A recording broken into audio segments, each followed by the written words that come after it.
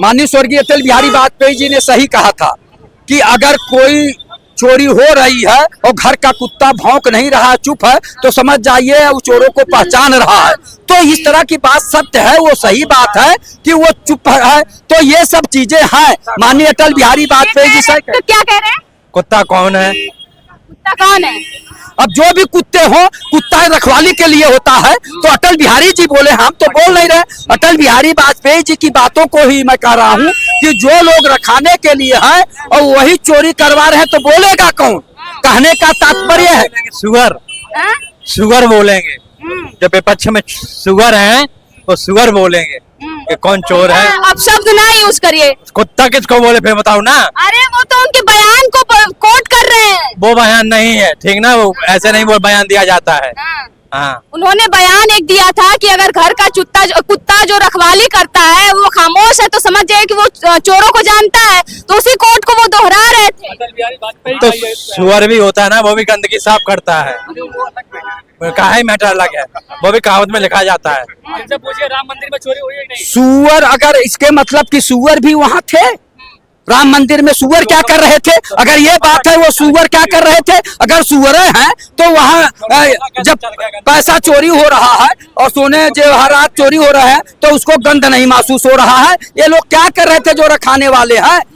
चंपत राय, अनिल मिश्रा और अविनाश शुक्ला और जो है सुभाष चंद्र श्रीवास्तव और नृपेंद्र मिश्रा क्या कर रहे थे? तो इनके देख रेख में इस तरह की बात हुई। तो आखिर कौन चोर है? चोरों को कौन बचा रहा? भगवान राम से मजबूत चोर थे क्या कि भगवान राम जो है खासे भी नहीं डर के मारा कि चोर हमसे बड़े मजबूत दिखाई दे रहे हैं? उनको कहीं से बर्दाश्त प्राप्त है, इसलिए लगातार चोरी कर रहे हैं ना। कौन जिम्मेदार है? कहाँ है चौकीदार?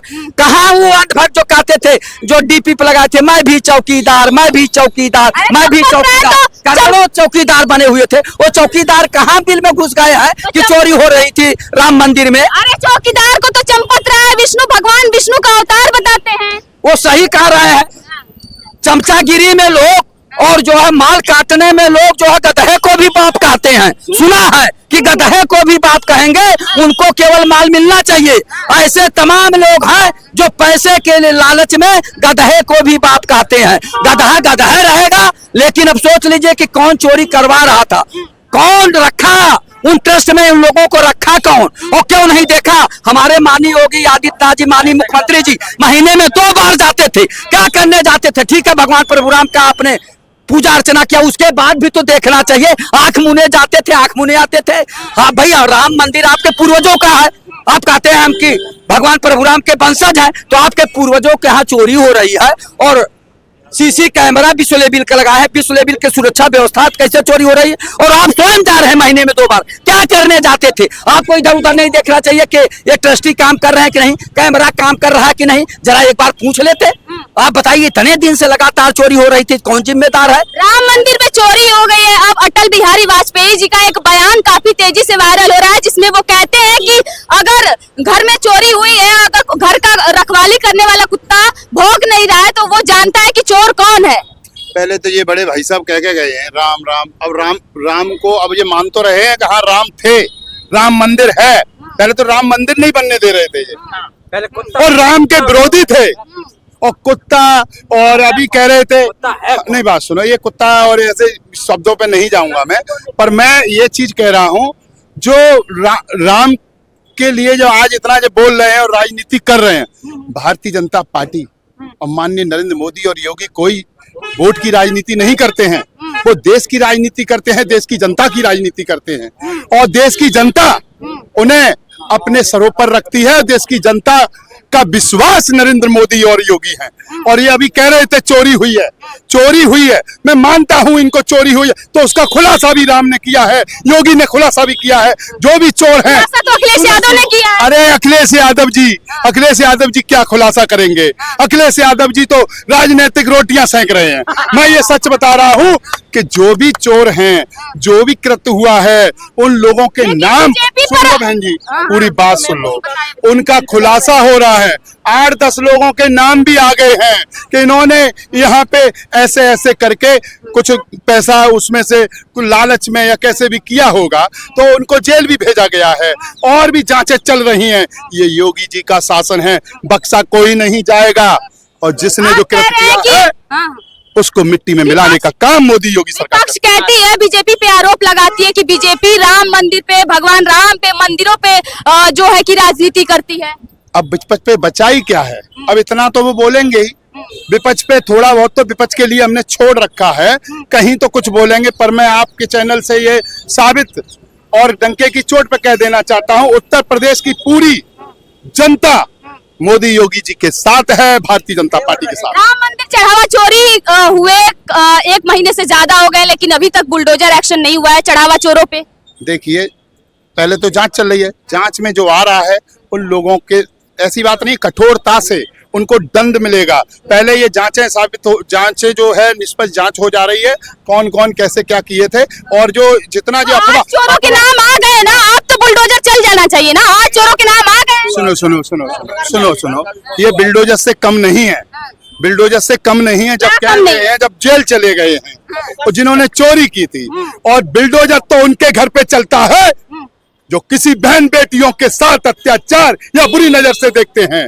बिल्डोजर उनके, ये बिल्डोजर हर किसी के लिए नहीं है, उस दुराचार के लिए है, उस अत्याचारी के लिए है योगी का बिल्डोजर। तो कुलदीप सेंगर पे अभी क्यों नहीं बुलडोजर चला? कुलदीप सेंगर का जो भी साबित हुआ है वो जेल में है, उनको जो भी हुआ होगा, ऐसा नहीं है चाहे वो पार्टी का हो चाहे अदर पार्टी का हो। हटा करके वो घर पे भी बुलडोजर नहीं चला। सुन लो बहन जी, आपसे हम कह रहे हैं बिल्डोजर कहाँ चला है, तो आपने कहा कि बहन बेटियों के जो रेप करते हैं उनके पे बुलडोजर चलता है, लेकिन कुलदीप सेंगर के घर पे अभी बुलडोजर नहीं चला। सुनो, उनको सजा हुई, सजा हुई कि नहीं हुई? क्या सजा हुई? सजा कोर्ट में चल रहा है, और जब साबित बिल्कुल हो जाएगा, जो न्यायालय करेगा वो सब स्वीकार करेगा। प्रज्वल रेवन्ना का भी जो मामला था उसमें साफ साफ प्रूफ हो गया था कि वो आरोपी है, उनके भी घर पे अभी बुलडोजर नहीं चला है ना, चढ़ावा चोरों के घर पे बुलडोजर चल रहा है।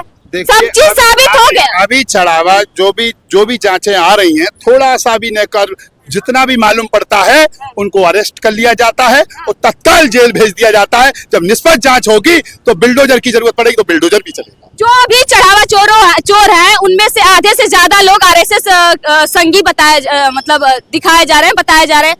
तो क्या आरएसएस के पास वो पैसे जाते थे क्या?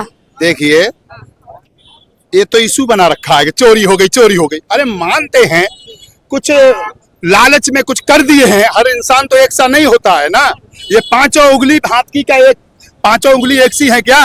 मानते हैं जो हो भी गया होगा, जिसने किया है वो सजा भुगतेगा। ये सरकार में, योगी शासन में बक्सा कोई नहीं जाएगा। अगर जो अगर गलत है तो उसको सजा मिलेगी। क्या कहेंगे जो चढ़ावा चोर हैं उनमें से आधे से ज्यादा लोग आरएसएस के अभी बताए जा रहे हैं, क्या कहेंगे कि क्या ये पैसे किसके पास जाते थे जब वो आरएसएस के लोग थे? तो ऐसे तो अगर कहना चाहे आदमी जो है तो टिन्नू यादव सपा के हैं, और वो अनिल मिश्रा किसी के, यादव सपा के कहाँ? पहले सुन लो, ऐसे अगर आरोप ऐसे नहीं लगाए जाते।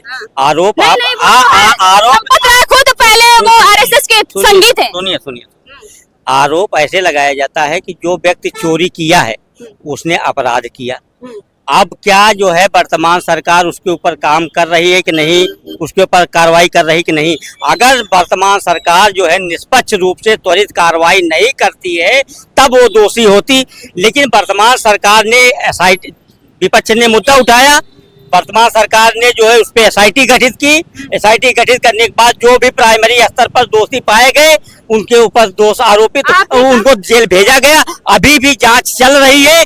जो भी व्यक्ति दोषी पाया जाएगा, चाहे छोटा हो बड़ा हो कोई भी हो, वो जो है जेल जाएगा और उसके ऊपर कार्रवाई होगी। आपने कहा कि विपक्ष ने सवाल उठाया तो उस पर कार्रवाई हो रही है, जांच चल रही है। अगर विपक्ष नहीं सवाल उठाता तो ये जांच नहीं होती, कार्रवाई नहीं होती, चोरों का खुलासा नहीं होता। बिल्कुल, अंदर से ही जो बात आई है, जो है अंदर से ही शिकायत गई है, तब कार्रवाई हुई, तब इन्होंने मुद्दा उठाया। इसके पहले अगर इनको पता रहा होगा तो ये क्यों नहीं उसको उठाया जो है, और इनके पास साक्ष्य अगर था जो है तो इन्होंने साक्ष्य क्यों नहीं दिया अब तक?